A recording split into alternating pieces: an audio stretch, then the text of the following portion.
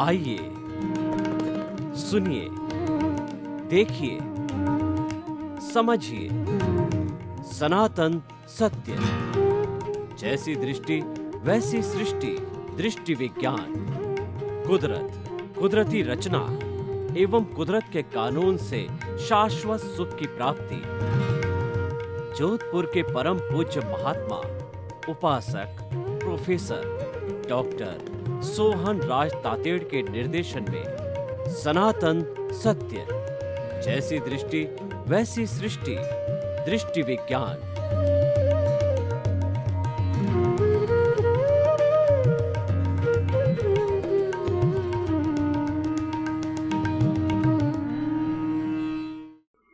धर्म मनुष्य को जोड़ता है, तोड़ता नहीं है। जो धर्म संकुचित हो जाता है और एकांतवादी हो जाता है, आग्रह वाला हो जाता है, वह मानव जाति को आकर्षित नहीं कर सकता है। इसीलिए हमें इस ग्लोबलाइजेशन, प्राइवेटाइजेशन, लिबरलाइजेशन के युग में जीना है तो समन्वय का सूत्र अपनाना चाहिए। सनातन सत्य कार्यक्रम ultimate reality of the cosmos, सार्वभौम सत्य, यूनिवर्सल लॉ, और उसके साथ साथ में हम इसके आधार पर कुदरती रचना और कुदरत का कानून का उपयोग करते हैं। जैसी दृष्टि वैसी सृष्टि, दृष्टि विज्ञान का सूत्र देते हैं। क्यों देते हैं? कि व्यक्ति को शाश्वत सुख की प्राप्ति हो, व्यक्ति सही मायने में एक गुड मैन बने। यह सारा कार्य हम अलग अलग एपिसोड्स के माध्यम से करते हैं। तो आज बहुत सुंदर शिक्षाप्रद हमारा विषय है कि तीसरा नेत्र। भाई और बहनों, आपने दो नेत्र तो देखे हैं। पहला नेत्र है, ये जो हमारी दो आंखें हैं वो दो नेत्र है, और इस पर जैसा हम चश्मा पहनते हैं वैसा कलर हमें दिखाई देता है। ये दो आंखें कभी कभी राग द्वेष करने लग जाती है। राग द्वेष का मतलब होता है एक को लाइक करना, एक को डिसलाइक करना। यह अच्छा है, ये अच्छा नहीं है, इसको मेरे पास बुलाओ, इसको मेरे से दूर हटाओ। यह व्यक्ति बुरा है, यह व्यक्ति अच्छा है। यानी जो भेद करता है, ये दो राग द्वेषी चरम आंखें भेद करती है। और जहाँ पर भेदभाव होता है, जहाँ पर राग द्वेष होता है, वहाँ अज्ञान खड़ा होता है। और जहाँ अज्ञान खड़ा होता है वहाँ हमारी आत्मा भव भ्रमण को जाती है। इस अज्ञान का दूसरा नाम है कार्मण शरीर, कॉजल बॉडी, लिंग शरीर, कर्म शरीर।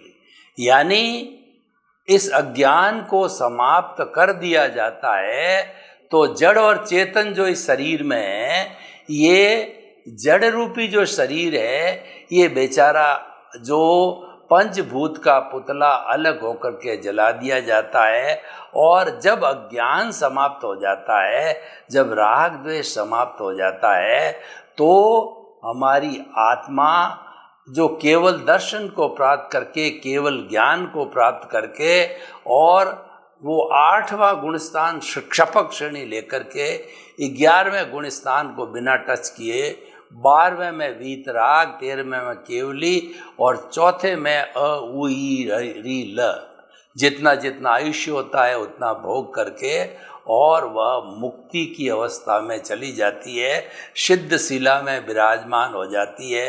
वो परमात्मा बन जाती है, वो ईश्वर बन जाती है, सबका पूजनीय बन जाती है, और इस भव भ्रम में वापस कभी नहीं आती, अशरीरी हो जाती है। लेकिन अशरीरी होते हुए भी अनंत ज्ञान, अनंत दर्शन, अनंत शक्ति और अनंत सुख का भंडार के रूप में विराजित हो जाती है। तो अब प्रश्न ये है कि हमने कॉज का तो पता कर लिया, हमने कारण मालूम कर दिया कि राग द्वेष ही हमारा अज्ञान है और इसको समाप्त करना ये हमारा जीवन का लक्ष्य है। परंतु इसको समाप्त कैसे करें? तो इसको समाप्त करने के लिए हमें ज्ञान को अपनाना पड़ेगा, हमें आत्मज्ञान को अपनाना पड़ेगा। और आत्मज्ञान का दूसरा नाम है तीसरा नेत्र, थर्ड आई। आज दुनिया में थर्ड आई नाम की चर्चा बहुत ही विश्व स्तर पर होती है, और जहाँ थर्ड आई का नाम आता है तहाँ लोग चमत्कार महसूस करते हैं, और वास्तव में थर्ड आई चमत्कार ही है। हम आपको एक चमत्कार का उदाहरण देते हैं कि भगवान शिव जो है वो सज्जनों के रक्षक है और दुर्जनों को पनिशमेंट देने वाले हैं। यानी इस संसार का रक्षण करने वाले भगवान शिव है।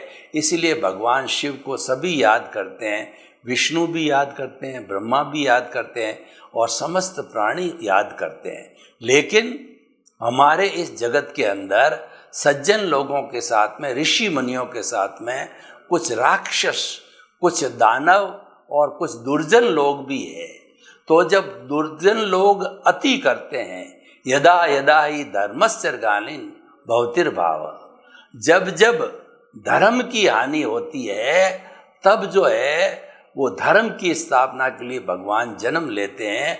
और ऐसे समय में भगवान शिव जो कि स्थायी भगवान है, सृष्टि के प्रारंभ से ही शिव की जो है स्थापना हो चुकी थी, तो वो क्या करते हैं, तीसरा नेत्र खोलते हैं।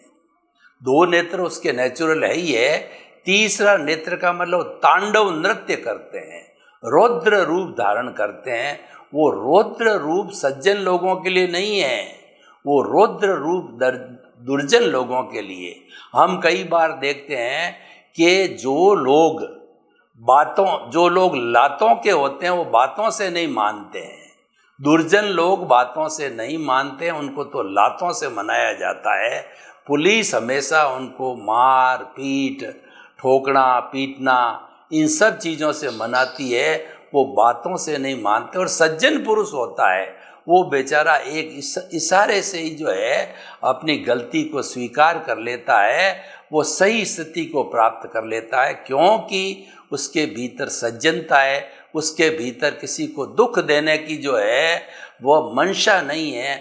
वह खुद तो कष्ट भुगत लेगा, क्योंकि वो जानता है कि मैंने जो गलती की है उसका मुझे शुद्धिकरण, प्रायश्चित जो है, प्रतिक्रमण, प्रत्याख्यान करना चाहिए।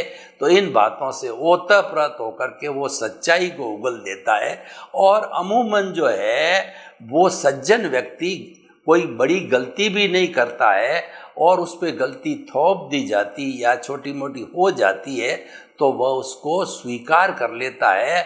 वो अपने आप को गिल्टी कॉन्शियस फील करने लगता है, क्योंकि वो अपनी कॉन्शियसनेस को गिल्टी नहीं बनाना चाहता है। लेकिन दुर्जन का तो ये काम है, दुर्जन का तो ये व्यापार है। तो भगवान शिव जो तीसरा नेत्र खोलते हैं, रौद्र रूप धारण करते हैं और वो तांडव नृत्य करते हैं, उससे जितने भी बदमाश लोग हैं, अपराधी, आतंकवादी, चोर, लुटेरे, दुर्जन, वो सभी डर जाते हैं और वो सही सही रास्ते आ जाते हैं। नहीं आते हैं उनको कठोर पनिशमेंट भी भगवान शिव देते हैं। तो ये तीसरा नेत्र हो गया। सामान्य व्यक्ति के लिए तीसरा नेत्र का अर्थ होता है कि जो राग और द्वेष चल रहा है उसकी मध्यस्थ भाव में आओ।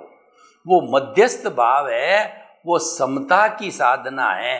तीसरा नेत्र समता का नेत्र है। समता का नेत्र क्या हुआ कि राग और द्वेष को एक समझो। कैसे एक समझें कि हमारे सामने जो है तिरस्कार और सम्मान की बात आवे, धूप और जो है छाँव की बात आवे, हमें जो है कष्ट और जो है सुख की बात आवे, दिन और रात की बात आवे, तो हमें हर परिस्थिति में अपने आप को संतुलित रहना, दोनों स्थितियों को एक सा समझना, दोनों को एक सा समझना, ये तीसरा नेत्र है, ये समता का नेत्र है, ये समता की साधना है।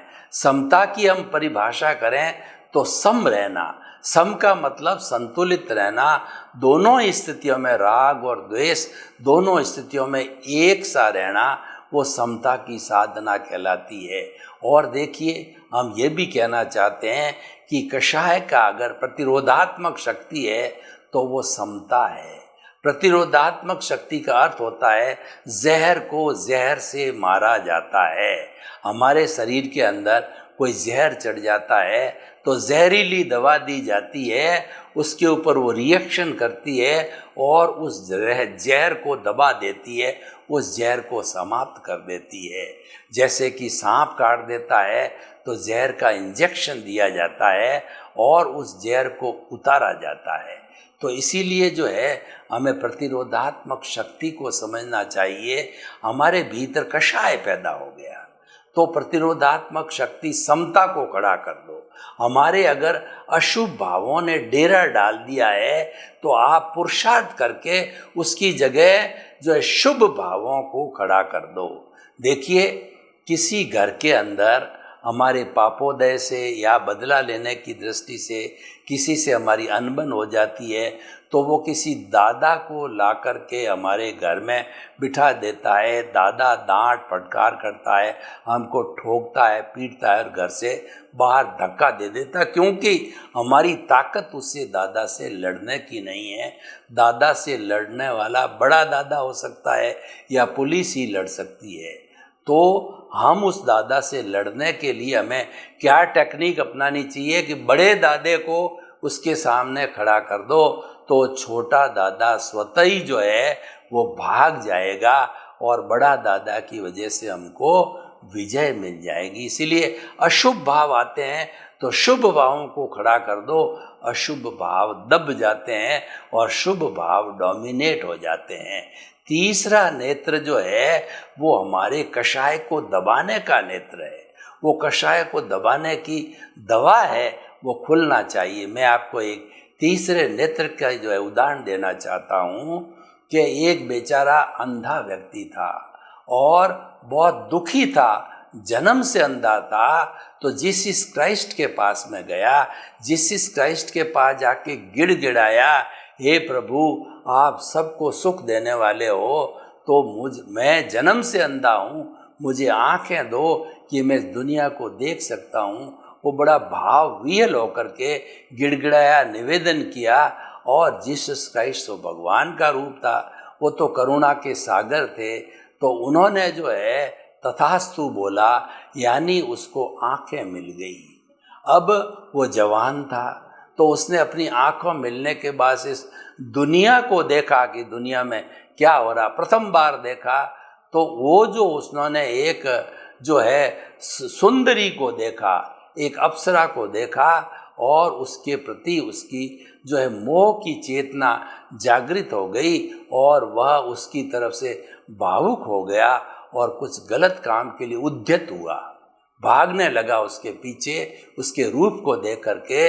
तो कुछ लोग आए और उस अंधा व्यक्ति को जो है आंखें दी, उसको पकड़ लिया, पकड़ करके उसको जीसस क्राइस्ट के पास में लाए और जीसस क्राइस्ट को कहा कि प्रभु आपने तो इसका भला किया, आपने तो इसको दुनिया को देखने के लिए आंखें दी, लेकिन ये दुरुपयोग कर रहा है, इस आंखों को व्यभिचार के लिए उपयोग कर रहा है। तो जीसस क्राइस्ट को अपनी गलती का एहसास हुआ कि मैंने इसको बाहर की 2 आंखें तो दे दी, लेकिन भीतरी आंख जो तीसरा नेत्र है जो कि भीतर रहता है वह नहीं दिया।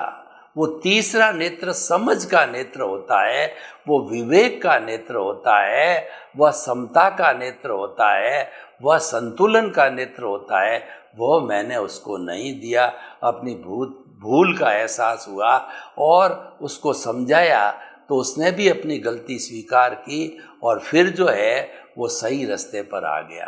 तो हम ये कहना चाहते हैं कि व्यक्ति में तीसरा नेत्र का उद्घाटन होना चाहिए। अब प्रश्न ये है कि तीसरे नेत्र का उद्घाटन कैसे हो? उद्घाटन होने के लिए हमें सद्गुरु या प्रत्यक्ष ज्ञानी पुरुष की जो है खोज करनी चाहिए। कैसे खोज करनी चाहिए कि स्वामी विवेकानंद जो नरेंद्र नाथ के नाम से थे, तो वो बचपन से ही बहुत मेधावी और संत प्रकृति के थे। कहा जाता है कि जो है होनहार बिरवान के और होत चीकने पात। जब वो छोटे बचपन पे थे तो उनके होनहार के जो गुण हैं वह पालने में ही दिखाई दे दिए, बचपन में ही दिखाई दे दिए। तो उन्होंने बचपन के अंदर ही जब किशोर बने तब उन्होंने जो है खोज जारी कर दी कि मुझे तो गुरु की खोज करनी है, क्योंकि गुरु बिना ज्ञान नहीं होता है। तो उन्होंने बहुत से गुरुओं की खोज की, लेकिन उनको मन मुताबिक सच्चा गुरु नहीं मिला जो कि उनको ज्ञान दे सके, जो कि उनके भीतर एनलाइटनमेंट खड़ा कर सके। तो वो खोजते खोजते कन्याकुमारी के मठ पर पहुँचे, जहाँ पर रामकृष्ण परमहंस है वो साधना कर रहे थे। तो उन्होंने उनके दर्शन किए तो प्रथम दृष्टवा नरेंद्र नाथ को अपने गुरु मिल गए और रामकृष्ण परमहंस को अपना शिष्य मिल गया। उन्होंने एक दूसरे को पहचान लिया और उसको ज्ञान प्रेषित किया। रामकृष्ण परमहंस ने ज्ञान प्रेषित किया। उसका एक उदाहरण आता है कि वो काली जो देवी है, यानी जो दुर्गा जो काली देवी है, उसके भक्त थे। तो उन्होंने जो है केदारनाथ को कहा कि तुम जो है 5-6 भाई बहन हो, तुम्हारे घर की स्थिति अच्छी नहीं है, तुम भीतर जा कर के और जो है वह देवी से ये कामना करो, देवी से ये प्रार्थना करो कि हमारे घर की आर्थिक स्थिति अच्छी हो जावे। तो कई बार कहा, तब नरेंद्र नाथ वो भीतर गए। भीतर जो छटा उन्होंने देखी, चकाचौंध देवी के सामने उनकी आंखें चुंदिया गई और जो कह कर के भेजा था कि तुम जो है वो उनसे जो है वो मांग करना समृद्धि की, तो वो तो भूल गए उस चकाचौंध को देख करके और देवी से वो मांग बैठे कि हे देवी, मुझे please give me enlightenment, I want enlightenment, I want to be free from the bondage, I want to achieve the salvation, emancipation and the bliss. तो देवी ने कहा तथास्तु, और उनको वहीं से एनलाइटनमेंट मिला और वो स्वामी जो है वो विवेकानंद बन गए, स्वामी बन गए उसी दिन से। तो ये गुरु की कृपा से हुआ, गुरु बिना ज्ञान नहीं है। गुरु गोविंद दाऊ खड़े और काके लागू पाए, बलिहारी गुरु आपनी और गोविंद दियो बताए। गुरु जो है हमको ईश्वर के दर्शन कराता। गु का मन अंधकार, रू का मतलब दूर करने वाला। गुरु जो है अज्ञान रूपी अंधकार को दूर करा करके ईश्वर के दर्शन कराता है। अतः प्रथम पूजनीय गुरु होता है, और ईश्वर तो पूजनीय होता ही है, क्योंकि ईश्वर तो अपने आप में संपूर्ण होता है। तो इस तरीके से ये तीसरा नेत्र है, हमें ईश्वर के दर्शन कराता है। तीसरा नेत्र हमें एनलाइटनमेंट देता है। तीसरा नेत्र जीवन में संतुलन पैदा करता है। तीसरा नेत्र जीवन के अंदर बहुत से गुण देता है। अब देखिए, जिसको समता की भावना उजागर हो जाती है, वो व्यक्ति का जीवन चरित्र कैसा हो जाता है, वह व्यक्ति बदल जाता है। जो हमारे कषाय हैं वो 4 चीज़ों से बने हुए हैं, क्रोध, अहंकार, माया और लोभ। और जो लोग समता की साधना करते हैं वह कषाय का जो है उपशमन करते हैं, क्रोध को कम करते हैं, अहंकार को कम करते हैं, माया को कम करते हैं और लोभ को कम करते हैं। अल्पीकरण, कषाय के अंदर अल्पीकरण किया जाता है, उपशमन किया जाता है कि ये नाग जो है वो फुफकारते हैं, ये शांत रहे, ये फुफकारे नहीं हैं, क्योंकि ये 4 मनुष्य के सबसे बड़े शत्रु है। इनको जीतने वाला इंद्रिय जीत कहलाता है, और वही जो है संपूर्ण रूप से समता का साधक हो जाता है, संपूर्ण रूप से कषाय को जीत लेता है। तो वह जो है वो क्षपक श्रेणी प्राप्त करके वीतराग, केवल ज्ञानी इत्यादि भी बन जाता है। तो इसीलिए जो हमें तीसरे नेत्र की उपयोगिता को समझना चाहिए। तीसरा नेत्र को खोलने के लिए गुरु का संस्पर्श होना बहुत जरूरी है। गुरु ही जो है तीसरा नेत्र खोलने की विधि बताते हैं। अब गुरु ने कृपा करके हमको ज्ञान दे दिया और हमारा तीसरा नेत्र खुल गया, तो खुलने के बाद तो सारी प्रणाली हमें ही करना पड़ेगा ना। गुरु तो 2 घंटे का ज्ञान देते हैं। गुरु क्या करते हैं कि हमको जो है अपना जो देहाध्यास का पद है उससे जो है आत्म पद पर बिठा देते हैं।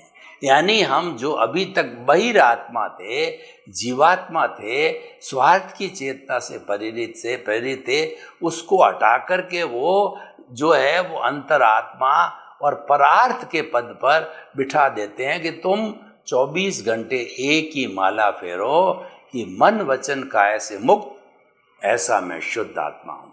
मतलब ये है कि वो शुद्ध आत्मा पद पर बिठा देते हैं और वो ज्ञाता दृष्टा पद पर बिठा देते हैं। और ज्ञाता दृष्टा बनने के बाद करना क्या है? करना ये है कि ये मन वचन काया रूपी जो पुतला है वो इस जन्म के कर्मों के भुगतान के लिए मिला है, और इस जन्म के जो कर्म पिछले जन्म में अर्जित किए हैं, कॉजेज डाले हैं, जिसकी इफेक्ट बॉडी मिली है, उनके भुगत लेने के बाद में इस शरीर का रोल समाप्त हो जाता है। तो इस शरीर की हर एक्टिविटी, मन की एक्टिविटी कि ये पुतला क्या विचार कर रहा है, वचन की एक्टिविटी ये क्या बोल रहा है, क्या भाषण दे रहा है, किससे क्या वार्तालाप कर रहा है, और काया की एक्टिविटी यानी खा रहा है, पी रहा है, उठ रहा है, किसी के साथ में बुरा व्यवहार कर रहा है, इन सब चीज़ों को मात्र देखना और जानना, ये हमारा जो भीतर शुद्ध आत्मा प्रभु जिसके पद पे ज्ञानी पुरुष ने हमको बिठाया है, वह ज्ञाता दृष्टा स्वभाव वाला है, मात्र जानने वाला, देखने वाला है। और ये शुद्ध स्वरूप के अंदर अक्रियाशील है, कोई क्रिया नहीं करता है, उसकी भाव सत्ता है। वह जो ज्ञान लेने के बाद ही आत्मा अक्रिया होते हुए भी भाव सत्ता प्रज्ञा ज्ञान के साथ में बाहर आती है, वह तीसरा नेत्र है।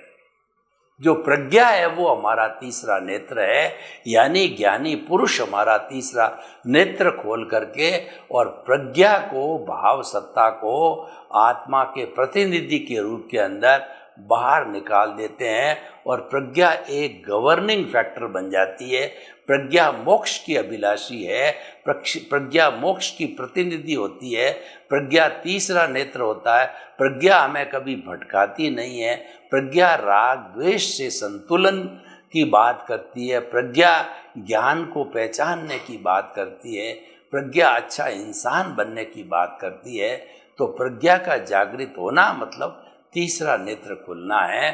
तो ये तीसरा नेत्र हमारा जब खुल जाता है, उसके बाद हमें क्या करना होता है? हम जीवात्मा तो बन गए, लेकिन जीवात्मा बनने के साथ में हमारा जो अगला लक्ष्य है वो परमात्मा बनने का है।